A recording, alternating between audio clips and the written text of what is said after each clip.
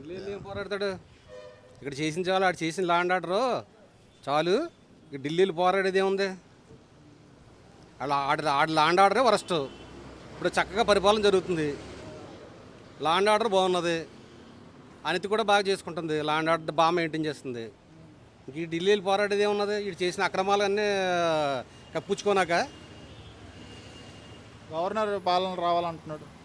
Governor పాలన ఎందుకు వస్తుంది? ఇక్కడ అరాచకాలు ఏమైనా జరిగితే వస్తుంది. పాలన చక్కగా జరుగుతుంది, గవర్నర్ పాలన ఎందుకు వస్తుంది? రాదు. అంటే గొడవలు ఏం జరగట్లేదు అంటారా? అసలు ఏమీ లేవు, ప్రశాంతంగా ఉంది. ఆంధ్రప్రదేశ్ ప్రజలు శుభ్రంగా ప్రశాంతంగా ఉన్నారు. మొన్న పల్నాడులో నరుక్కున్నారు కదా, చూసారు అది? ఎక్కడ? అవి పాత కక్షలు, అయ్యి పాత కక్షలు. ఒక కుటుంబాలకు ఇంకో కుటుంబాలకు పడకపోయినది పాత కక్షలు అయ్యి, అంతే తప్పకన్నా ఏమి లేదు అసలు. అతను అవసరం లేదు కదా, కుటుంబాలు అంటే వాళ్ళ కుటుంబాలకి వీటి కుటుంబానికి పడకపోవచ్చు, అంతే.